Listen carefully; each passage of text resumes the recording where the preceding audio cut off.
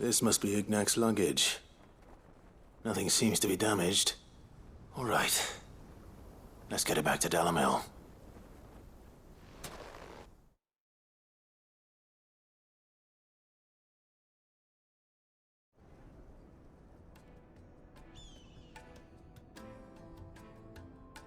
I hear I have you to thank for the return of my effects. What shall I call you, my good man? Wyvern. Glad to make your acquaintance. A formidable name indeed. Well, Wyvern, I appear to be in your debt. Redeem here tells me you wished for an audience. Is that all? A few moments of your time should suffice, yes. You're a peculiar fellow, Wyvern. All right, speak. Master Wyvern was wondering if you could tell him about a certain single-edged sword you recently acquired. Oh, a true work of art, that one. Karen drove me hard on the price, but I would have sold her Radim here to get my hands on that sword. It was made in the Outer Isles, far beyond the Twins, and is used exclusively by the practitioners of a unique school of swordsmanship. They believe no combat should ever exceed a single strike, and hone their blades to such perfection that none ever does. Each sword is made for that one perfect stroke, and for that stroke only. They crack upon a second blow. There's a brutal sort of beauty to it, really. But how do they hone such an edge? Fine question. Why, they use a whetstone, of course. Whetstones, rather. A whole array of them, ranging from the coarse to the fine. 10,000 licks with the sharpening stone, then 10,000 more. But it is the final stone which lends the blade its legendary sharpness. A mineral quite foreign to this great realm of ours. And that is the key. The secret ingredient. Wyvern, it occurs to me that my little lecture is hardly equal to services rendered. Take this, together with my regards. The very stone of which I spoke, far rarer among collectors than even the blade itself, and a far more fitting payment. Thank you. Pardon the intrusion, my lordship. However, it is long past time we prepared ourselves to depart. So it is. I am locked in bitter competition with a rival collector of curiosities. I am one step ahead of the unscrupulous scoundrel, but he is hard at my heels. And there are many other collectors out there. Too many to count, but only one do I consider my nemesis. Lord Byron Rosfield, and is a perennial thorn in my side. I can imagine. Farewell, Wyvern. May our paths cross again. Radim, we mustn't dawdle.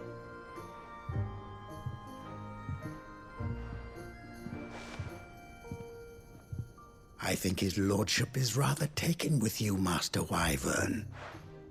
Thank you again for your assistance. Coming, my lordship. I'll be right there.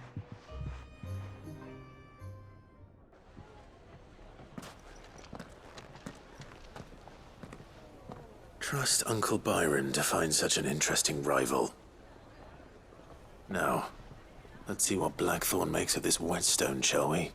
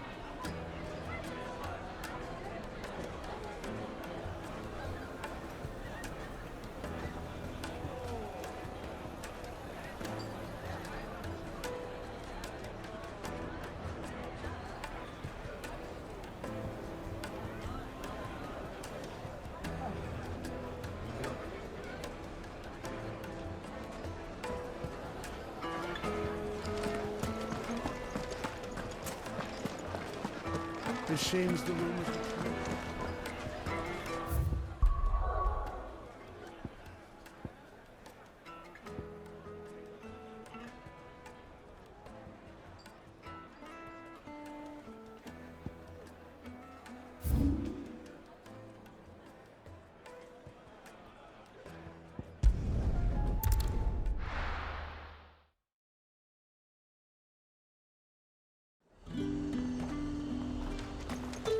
There's talk. How the hell is anyone supposed to afford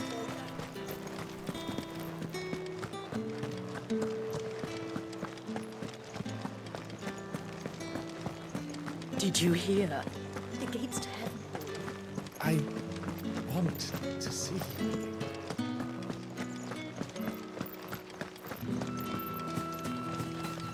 What am I going to do without sweet water and oil of talc? Still no good. Milady, I come bearing gifts. Gifts? Whatever is the occasion.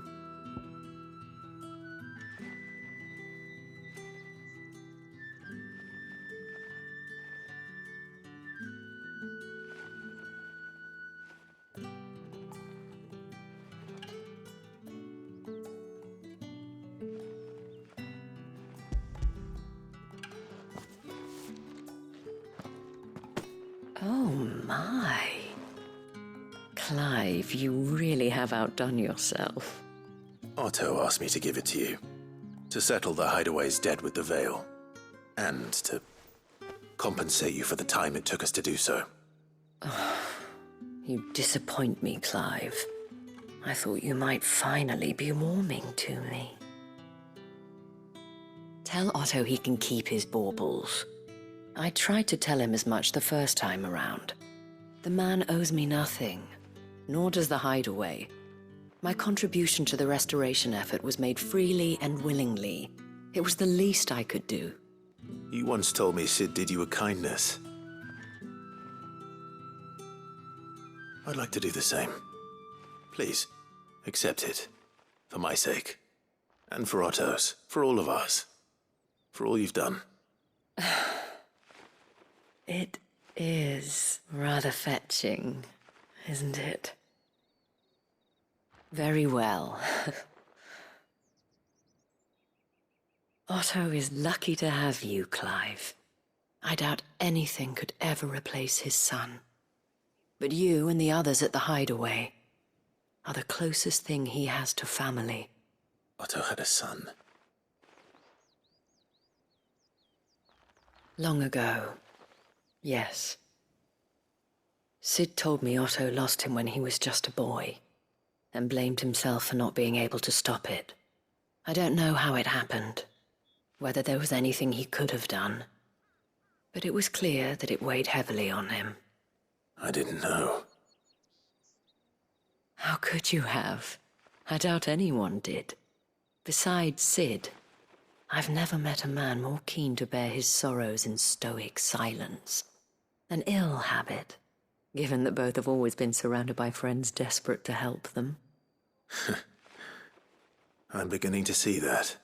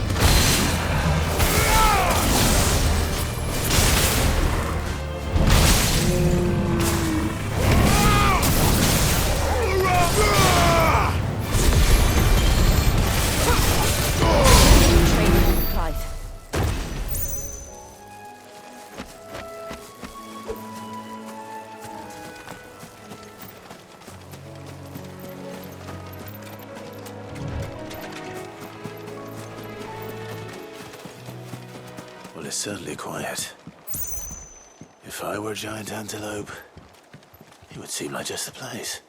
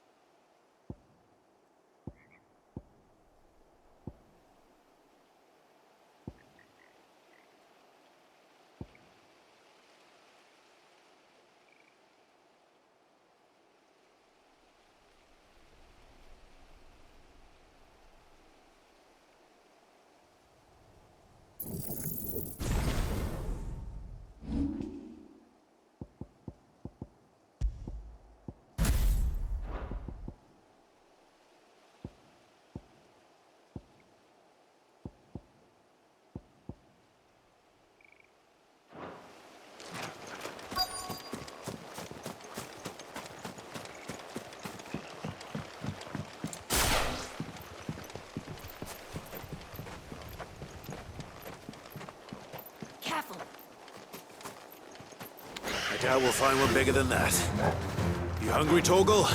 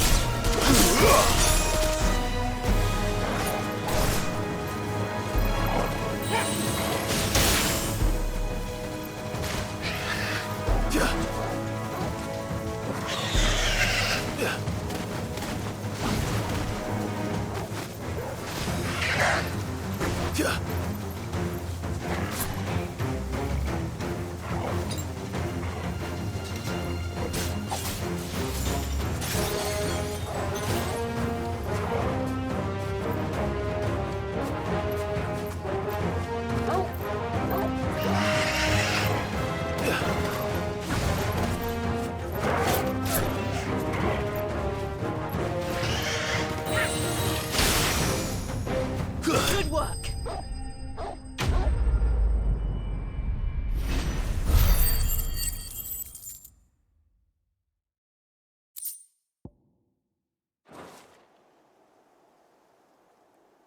Now.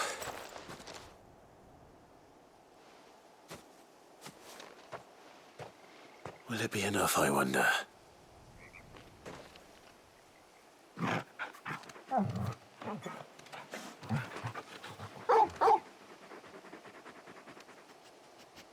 I say that answers my question. Which means we owe the lawsmen our thanks. You're just a big puppy, aren't you? A very big puppy.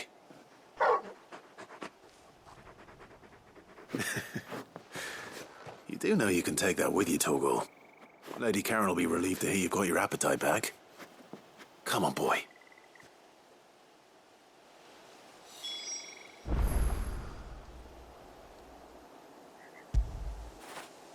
After it.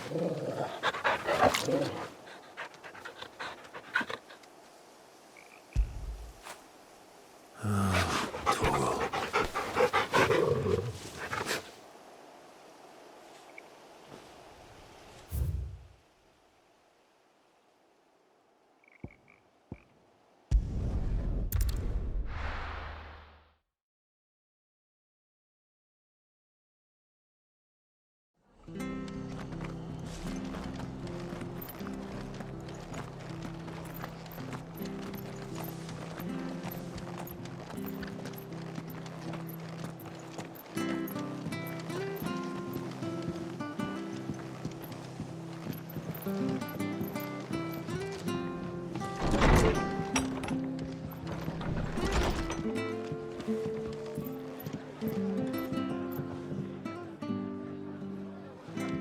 Clive, we weren't expecting you.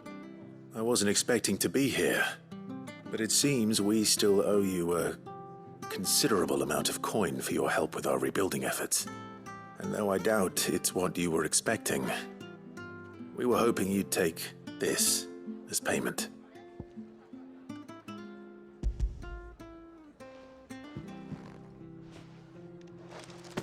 A star ruby? I can't accept this. It's worth at least twice what you owe me. More if you can find yourself the right buyer. Think of the difference as interest. Interest? If word got out I charged that much, no one would ever borrow from me again. Anyway, why are you the one here asking me about this? I'd have expected Otto. Bit much sending the Lord Marquis out to settle your debts, isn't it? The old goat working himself to death again. Something like that. Most days I think he's the only reason the hideaway's still standing. Same as always, eh? Back when the place was nothing but a twinkle in the eye of a recently retired Lord Commander, word is he was the first one Sid reached out to. Probably knew that without his strong arm and level head, the idea would never get off the ground. Sid may have been the face of the hideaway, but Otto's always been the backbone. And when Sid passed away, we were all worried that would be the end of it. That Otto would just give up. His death was hard on everyone. But it must have hit Otto hardest of all. But he didn't give up, did he? Quite the opposite, in fact. If I recall, he was the one who nominated you as Sid's replacement, and rallied the rest around you. I reckon what he saw in Sid, he saw in you too. And don't we all? Doesn't hurt that you're half as stubborn and twice as handsome, neither. That, and you keep good company. I suppose I do.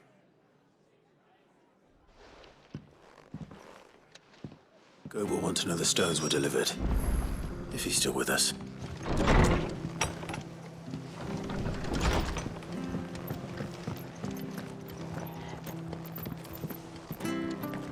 Stay sharp. We don't know when those bastards will be back. Well, we do know one thing. They'll be getting a proper Rosarian welcome.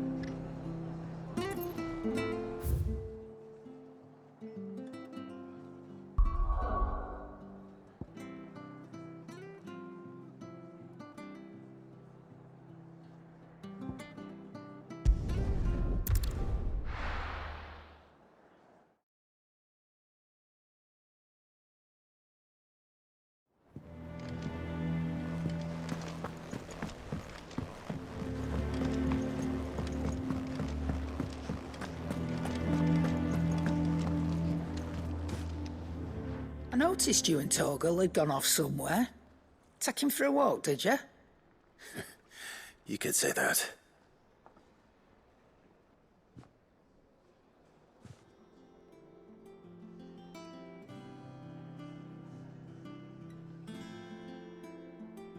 So, Molly's leftovers weren't good enough, eh?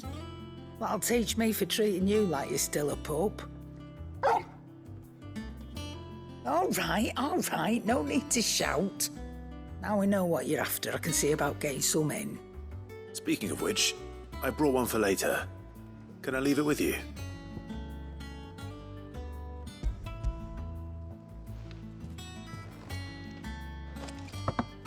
You can, eh? I'm nice like that. In return, you can thank Tomes for me. The bloody know-it-all. I was just on my way to see him.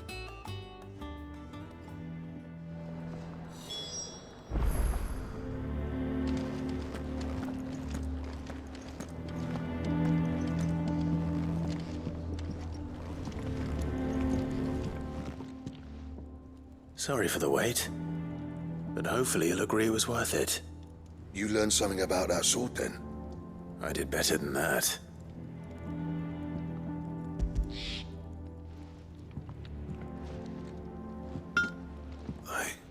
A whetstone? Yes. But not one you'll find anywhere in Valisthea.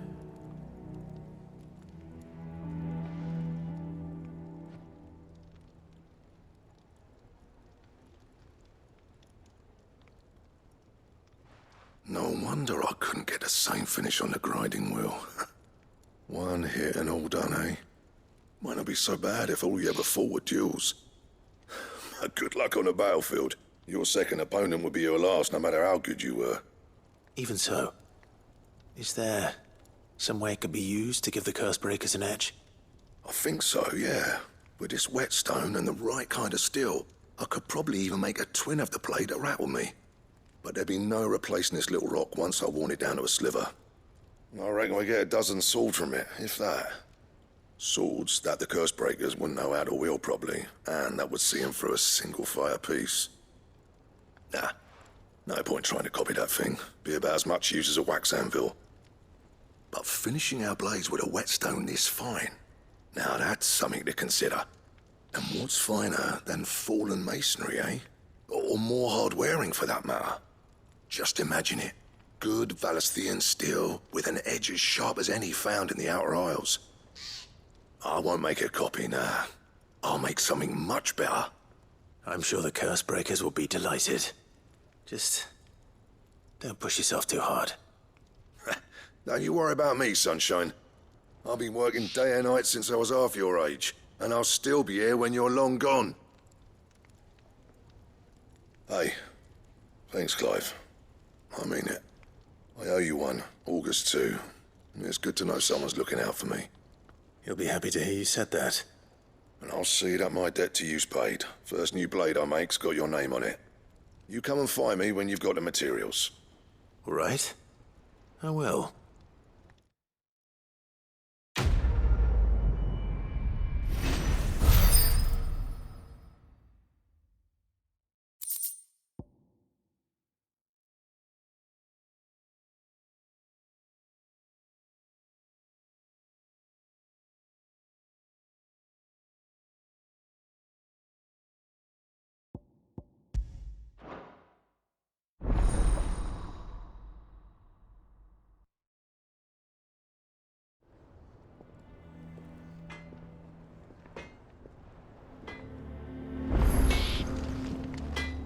Clive? What do you want?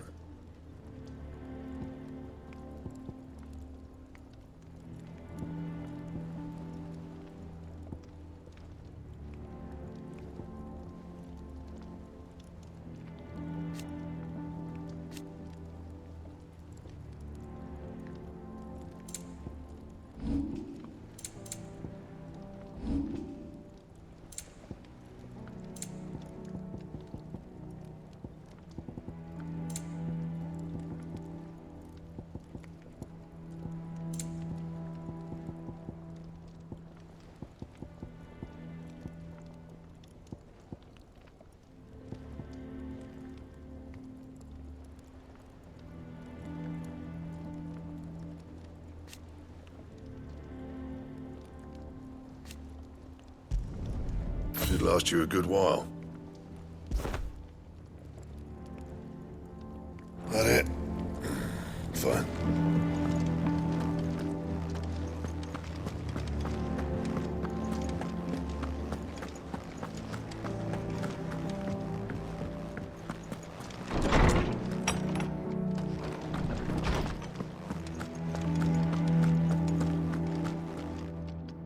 Ah, Clive. Were you able to locate your quarry? We were indeed, Lawsman. You pointed us in exactly the right direction. And Torgal's been a very happy hound ever since. Very good, very good. Lady Karen sends her thanks, by the way, for your part in solving the mystery. Ah.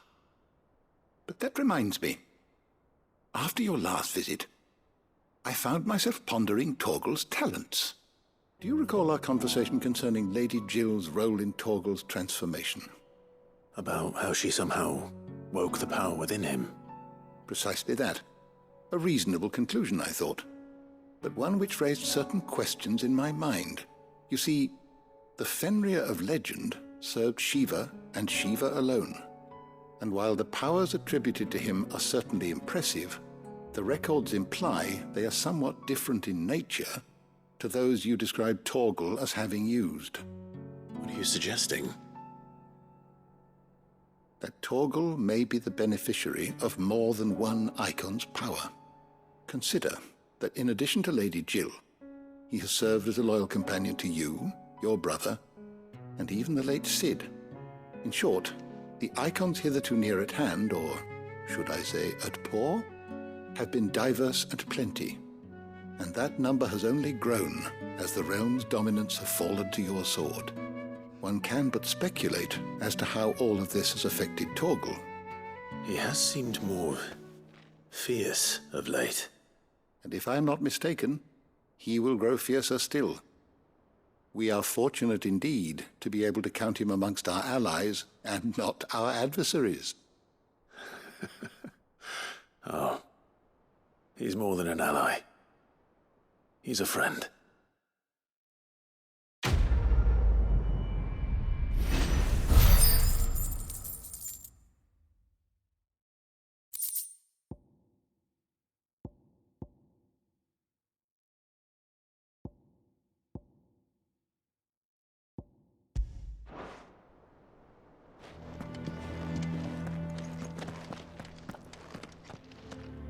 Is there something I might assist you with, Clive? I have a few new notes that might interest you. I have quite the find for you today.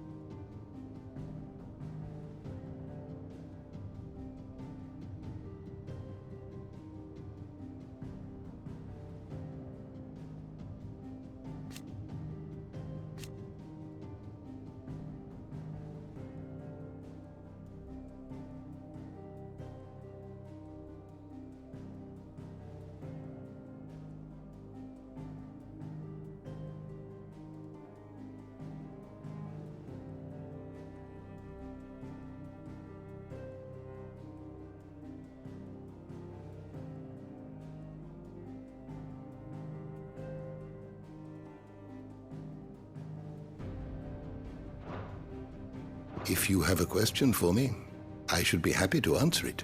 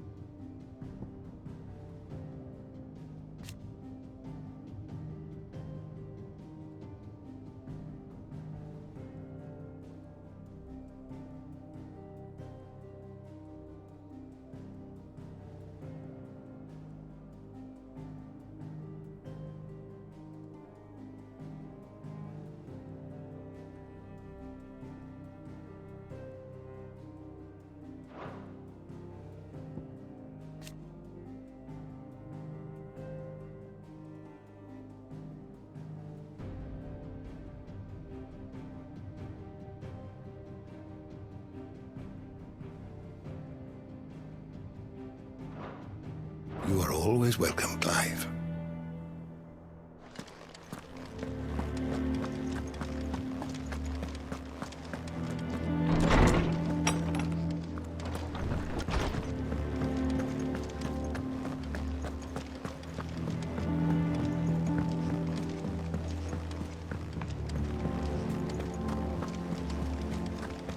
Is that the thing Tomes helped to build?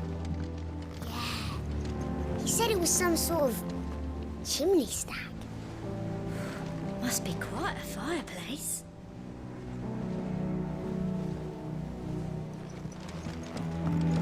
They told me she was building a ship. Really? That's a ship. Let's sail it round the lake.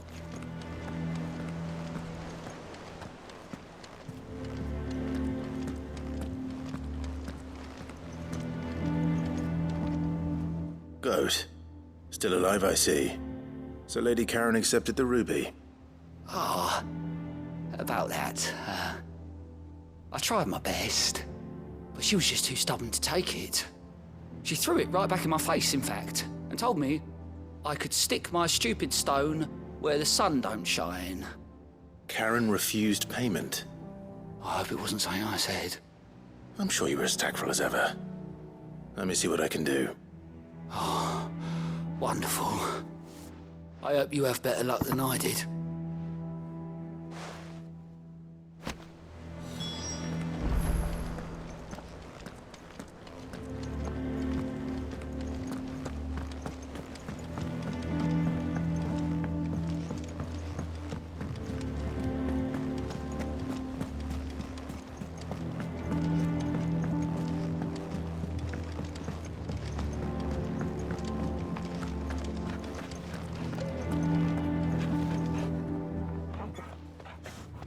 Lady Karen, Goad tells me you weren't happy with our offer.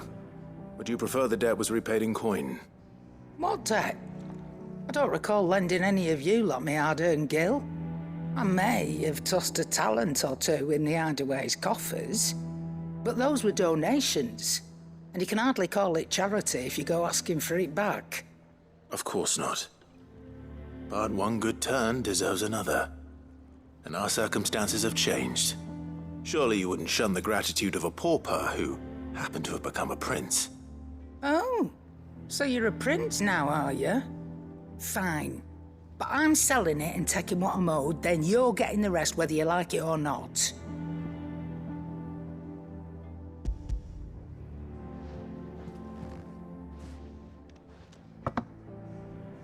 Where'd you even get this? A decent trader might nab 1,000 talents for a star ruby. A canny one, meanwhile, might claim it were nicked from the belt of Sid the Outlaw himself and ask twice as much. Might be I already have a buyer in mind. Might be you even know her. A fine continental maid whose beauty's only eclipsed by a guile in commerce. You wouldn't mind, would you? Not at all. Just be sure to tell her that it's always a pleasure doing business.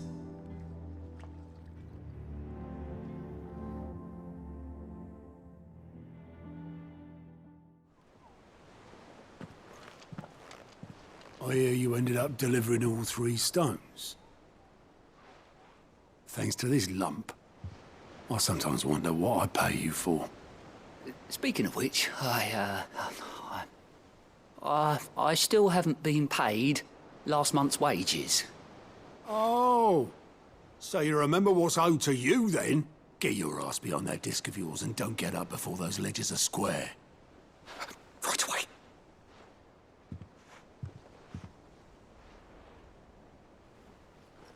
I've seen that before. Yeah. Plenty of times. It was the only goblet Sid ever used, either out of habit, or because the filthy sod couldn't be bothered to find a clean one. I knew so little about him. Like most people. Martha and the Dame both seem to have fond memories of him. I bet they do. How long did you know Sid before he...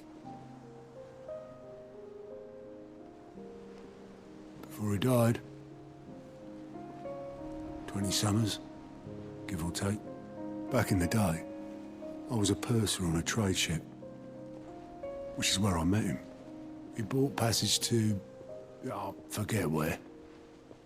And having nothing better to do on the long nights, we sat up drinking island rum till the morning bell dragged me back to my duties. Quit my post not long after that, on account of making a fine maiden's belly fat. But me and Sid stayed close, promising we'd one day sail the seas again. That was before fate stepped in and said she was having none of it. The magic woke inside my son soon after his first name day, and there was no hiding his knack. Couldn't you and your family have...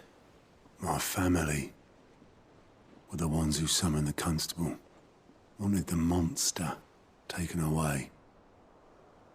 I couldn't turn my back on him, forget what I felt, and I couldn't for the life of me understand how they could. Luckily, Sid was of the same mind as me. It was him who stood beside me when all I wanted was to tear the whole world down. Him who cried for me when I had no tears left of my own. Him who swore he'd do everything he could to stop it from happening again. And he was true to his word, too. Left the Royal Army once and for all. His ranks, his ribbons, gone. Just like that. Threw away everything he had. All to right a wrong that no one else had the courage to face. I knew then I'd follow that man to the ends of the earth.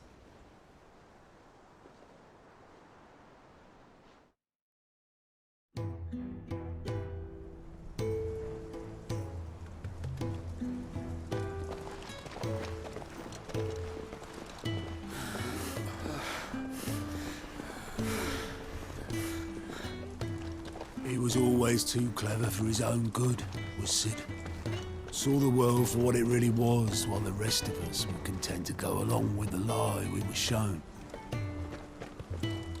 And it can't have been easy, bearing that burden alone.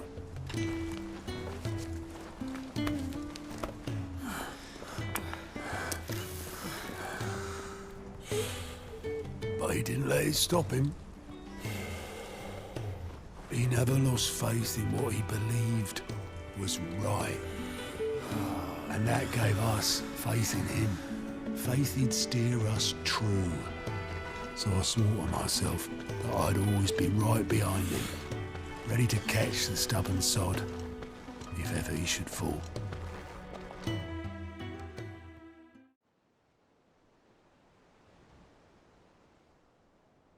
But I couldn't even do that.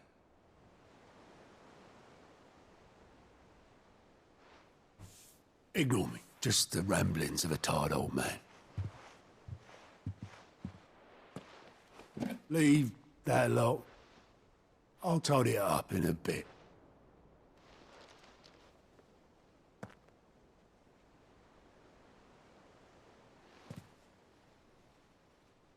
This is Sid's handwriting.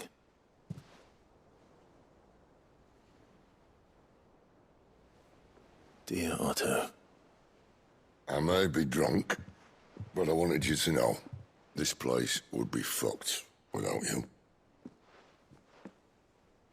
Love you, you grumpy old sod.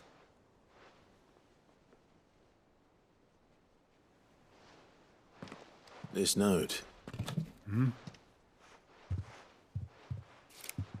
What about it? Sid was right. Without you, we'd all be lost.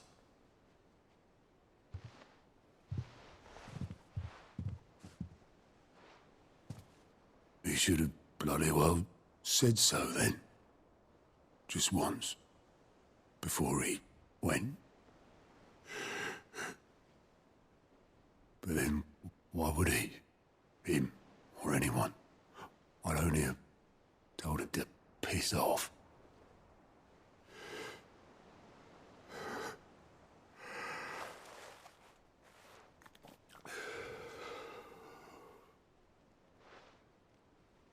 You're wrong, though. Both of you. It was never just me keeping the hideaway afloat. It was all of us. I just shoved people in the right direction. I barely seem to be able to do that anymore.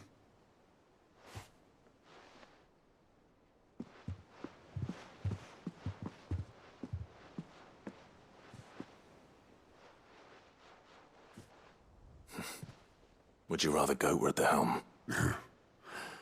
Well, maybe I've got a few more years left in me. I'm going to hold you to that, Otto. Before you go, Sid would have wanted you to have this. But that's... This'll do me just fine.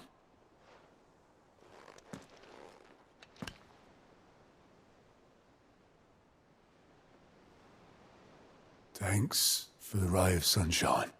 I'll see if I can't pay you back. Already have.